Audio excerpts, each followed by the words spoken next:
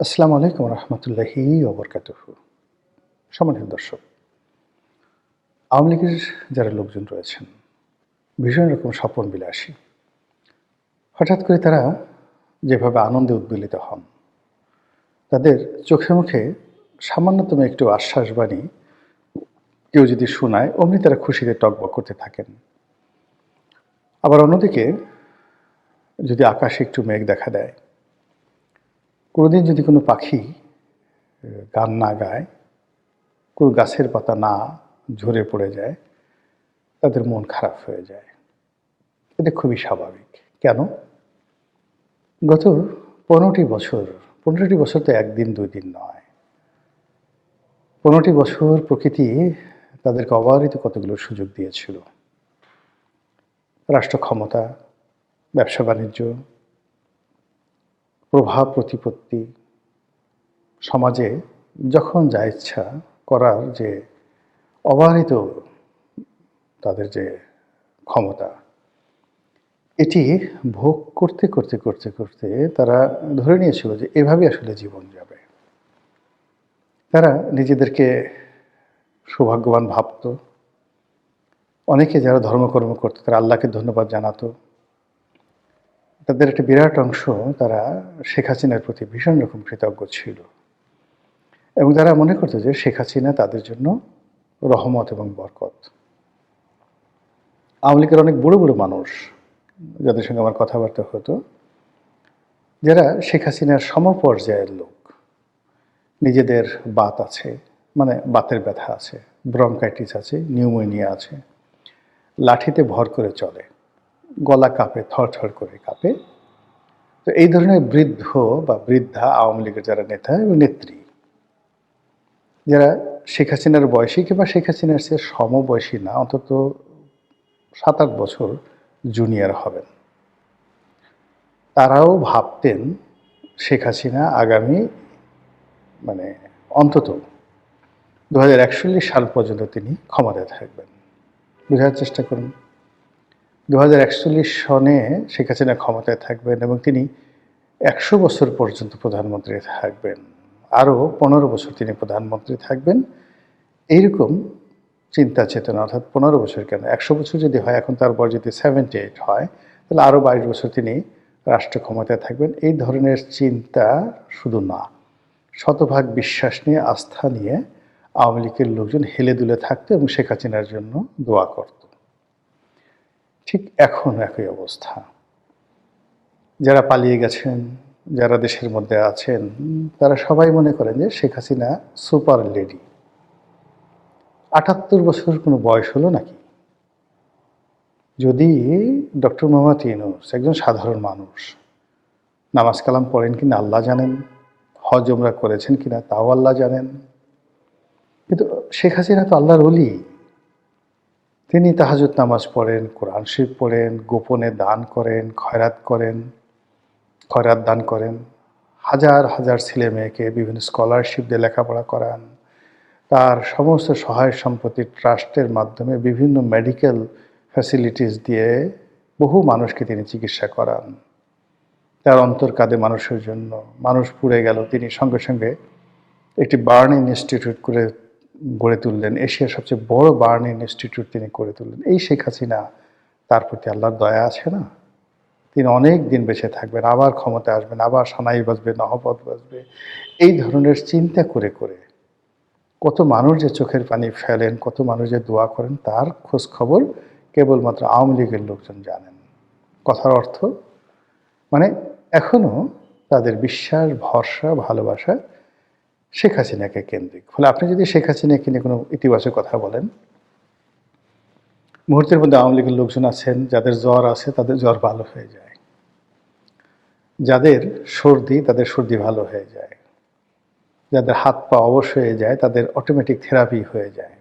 আপনি তাদের সামনে গিয়ে একটু শেখ হাসিনার প্রশংসা করার সঙ্গে সঙ্গে অবস্থা সেটা তৈরি হয়। এটা হলো এক ধরনের সাইকোপ্যাথি। এখন এই সাইকোপ্যাথিটা কেন তৈরি হলো? তৈরি হলো এই কারণ যে, ওই যে বললাম, ১৫টি বছর তাদের অর্থ, বিত্ত, মান, সম্মান, মর্যাদা সব কিছুর জন্য তারা মনে করে শেখ হাসিনাই দায়ী। আর এস আলম, বেক্সিমকো, সামিট গ্রুপ যে ধরনের কেলেঙ্কারিগুলো আওয়ামী লীগকে গ্রাস করেছে, আওয়ামী লীগের লোকজন মনে করেন যে তাদের নেত্রী খুব ভালো, ওরা নেত্রীকে ভাঙিয়েছে, ওদের সঙ্গে আসলে নেত্রী কোনো সম্পর্ক নেই। তো এরকম একটা আবহাওয়া তৈরি করে, পরিবেশ তৈরি করে তারা নিজেদের জন্য একটা জগৎ তারা তৈরি করে ফেলেছে। আর সেই জগতে সুন্দরভাবে বসবাস করার জন্য তারা প্রতিদিন কবিতা রচনা করে, গান রচনা করে, বিভিন্ন রকম ন্যারেটিভ তৈরি করে যেন তাদের এই কল্পনার জগৎটি খুব স্ট্রং থাকে। এরই ধারাবাহিকতায় ডক্টর মোহাম্মদ ইউনূস ভালো না, আসিফ নজরুল ভালো না, তত্ত্বাবধায়ক সরকার ভালো না, তারপরে অন্তর্বর্তীকালীন সরকার ভালো না, সামনে যারা আসবে বিএনপি তারাও ভালো না, জামাত তো একেবারেই ভালো না। এই কথাগুলো তারা দশমুখে প্রচার করে এবং সঙ্গে সঙ্গে নানা রকম মানে পরিবেশ পরিস্থিতি এইগুলোকে উপলক্ষ করে তারা একটার পর একটা নিজেদের বিশ্বাসকে, এই যে একটা ইলুশন, একটা হ্যালোসিনেশন, একটা ড্রিম, এইটাকে পারফেকশন দেওয়ার জন্য তারা এই যে আমাদের চলমান রাজনীতিতে যে ঘটনাগুলো ঘটে সেই ঘটনা সবসময় নিজেদের পক্ষে নেন এবং ইউনূসের বিপক্ষে নিয়ে যান।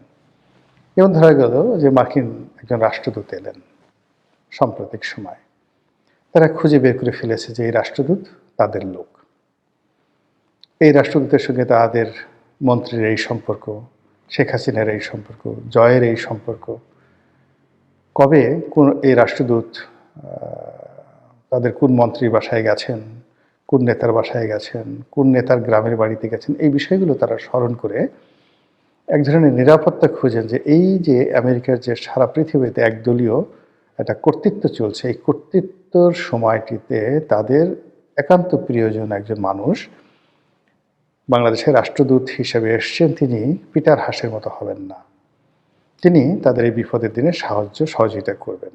তো এরকম মানে একটা আলো দেখে মানুষ যেভাবে সারা রাত শীতের মধ্যে পুকুরের পানিতে ডুবে থাকে, দূরে একটা আলো দেখে, সেই আলোর উত্তাপ সে গ্রহণ করে, এইরকম এখন তাদের এই দুরবস্থার মধ্যে মার্কিন রাষ্ট্রদূতকে নিয়ে তারা স্বপ্ন দেখে। তারা স্বপ্ন দেখে যে ডোনাল্ড ট্রাম্পের সঙ্গে তাদের একটা ভালো সম্পর্ক ছিল, এমনকি তারা বলার চেষ্টা করেন যে ডোনাল্ড ট্রাম্পের নির্বাচনে তো তারা অনেক সহযোগিতা করেছে। আমেরিকাতে আওয়ামী লীগের লোকজন নিজেদের পকেটের পয়সা খরচ করে ডোনাল্ড ট্রাম্পের বিজয়ের জন্য যে বিনিয়োগ করেছে, যে ঝুঁকি নিয়েছে, এটার বিনিময়ে কি তারা ডোনাল্ড ট্রাম্পের কাছে একটু কিছু আশা করতে পারে না? মানুষ কি একেবারে এত নিষ্ঠুর হয়ে যাবে? প্রশ্নই আসে না। তারা মনে করে ডোনাল্ড ট্রাম্প কৃতজ্ঞ মানুষ, তিনি এখনো পর্যন্ত মিস্টার পুতিনকে ভুলছেন না, সমস্ত ইউরোপের চাপ, আমেরিকার চাপ, তার সত্ত্বেও তিনি ইউক্রেনে তার সামরিক শক্তি বৃদ্ধি না করে তিনি একটা নেগোসিয়েশন করার চেষ্টা করেছেন, এর কারণেও তিনি ব্যক্তিগত সম্পর্ক রক্ষা করেন। একইভাবে তিনি সৌদির যিনি ক্রাউন প্রিন্স মিস্টার মোহাম্মদ বিন সালমান, তার সঙ্গে তার যে ব্যক্তিগত সম্পর্ক, এটা তো একটা রীতিমতো কিংবদন্তিতে পরিণত হয়েছেন। তো সেই অর্থে শেখ হাসিনার সঙ্গে, সজীব ওয়াজেদ জয়ের সঙ্গে তার তো একটা ভালো সম্পর্ক ছিল। তারপরে ওই সূত্রে মিস্টার পুতিনের সঙ্গে, সজীব ওয়াজেদ জয়ের সঙ্গে, পুতুলের সঙ্গে, শেখ হাসিনার সঙ্গে, তারপরে শেখ রেহানার সঙ্গে, রূপন্তীর সঙ্গে, ববির সঙ্গে, টিউলিপ সিদ্দিকির সঙ্গে মস্কোতে যে মিস্টার পুতিনের দহরম মহরম সম্পর্ক ছিল, এটা তো ওপেন সিক্রেট, আওয়ামী লীগের লোকজন এটা জানে, এবং এটা নিয়ে তারা কি কিছু আশা করতে পারে না? এই যে তারা আশা করছে, সেই আশার প্রেক্ষিতে যখনই রাশিয়ার কোনো পতাকা উঠছে, রাশিয়ার কোনো বিজয় দেখা যাচ্ছে, ডোনাল্ড ট্রাম্পের পক্ষ থেকে ন্যূনতম কোনো নড়াচড়া করা হচ্ছে, আওয়ামী লীগ মনে করছে এ সবই ডোনাল্ড ট্রাম্প করতেছে তাদের জন্য, অথবা আকাশ থেকে আল্লাহ করছে, বিকজ শেখ হাসিনা ভালো মানুষ, তার জন্য তো আল্লাহ সাহায্য করবেই, এই ধরনের কথা তারা চিন্তা করছে। এবং এটা মানে মন্দ কিছু না, বিপদে পড়লে সবাই এরকম ইতিবাচক চিন্তা করে, আপনিও করতেন, আমিও করতাম। তো এরই ধারাবাহিকতায় সাম্প্রতিক সময় মার্কিন যুক্তরাষ্ট্র থেকে দুজন কূটনীতিবিদ এসছেন মিস্টার ডক্টর মোহাম্মদ ইউনূস ওনার সঙ্গে দেখা সাক্ষাৎ করার জন্য। এখন আওয়ামী লীগের লোকজন বলছে যে তারা আসছে মূলত ডক্টর ইউনূসকে টাইট দেওয়ার জন্য। কি টাইট? আওয়ামী লীগকে নিয়ে নির্বাচন করতে হবে। তো এখন দেখেন নির্বাচনের আছে মাত্র ৩ সপ্তাহ। এই সময় আওয়ামী লীগকে কীভাবে রিকনসিলিয়েশনের আওতায় আনবে, কীভাবে আওয়ামী লীগকে একটা ফ্লোর দিবে, কীভাবে কী করবে, এটা তো সম্ভব না। কিন্তু ওই যে আওয়ামী লীগের লোকজন বলছে যে না, ট্রাম্প চাইলে সব কিছু হতে পারে, দরকার হলে আবার করে রিশিডিউল হবে, আবার নতুন করে ঘোষণা হবে, এই ইলেকশনের ডেট বাদ হয়ে যাবে, নানা রকম কথাবার্তা। এবং এই কথার ভিতরে আদৌ কোনো সত্য তথ্য আছে কিনা কিংবা কোনো সম্ভাবনা আছে কিনা ডাজ নট ম্যাটার। ম্যাটার হলো এই ধরনের কথা বলে আওয়ামী লীগের লোকজন শান্তি পাচ্ছে, এই সকল কথা শুনে তারা তৃপ্তি পাচ্ছে, আর এই ধরনের জিনিস প্রচার করে তারা মনে করছে যে এটা তাদের একটা বিরাট সফলতা। বিপদের সময় মানুষের এরকম হয়। ওয়ান্স আপন এ টাইম বিএনপি যখন খারাপ সময় গেছে, তখন ওই যে মুশফিক ফজল আনসারী, সে হোয়াইট হাউজের যে প্রেস ব্রিফিং সেখানে উপস্থিত হতো, ইংরেজিতে সে প্রশ্ন করত, তারপরে ওই যারা লোকজন আছে তারা মুশফিক বলে নাম উচ্চারণ করতো। এই দৃশ্য দেখে বিএনপির লোকের কি আনন্দ যে ইস, মুশফিক যা করছে, সে পুরো আমেরিকান প্রশাসন তাদের পক্ষে নিয়ে আসছে, কাজেই যখন সুসময় আসবে মুশফিককে এই কাজ করা হবে।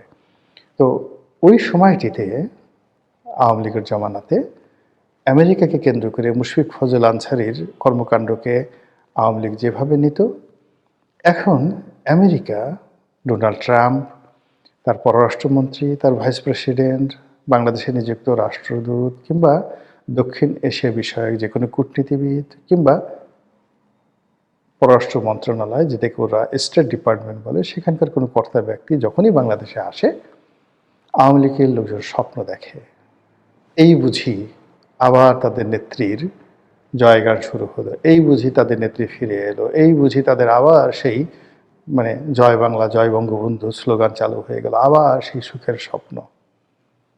এভাবেই সময় চলে যাচ্ছে। সময়ের নিয়ন্ত্রণ আল্লাহর হাতে। ক্ষমতার মালিক তিনি, যাকে ইচ্ছা তাকে ক্ষমতাশালী করেন, যাকে ইচ্ছা তাকে তিনি ক্ষমতা থেকে টেনে হিঁচড়ে নামান। কাজেই এখন যারা ক্ষমতায় আছেন, আগামীতে যারা ক্ষমতায় আসবেন, এই সমন্বয়টা মহান আল্লাহ রাব্বুল আলামিন কীভাবে করবেন সেটাই দেখার বিষয়। আসসালামু আলাইকুম ওয়া রাহমাতুল্লাহি ওয়া বারাকাতুহু।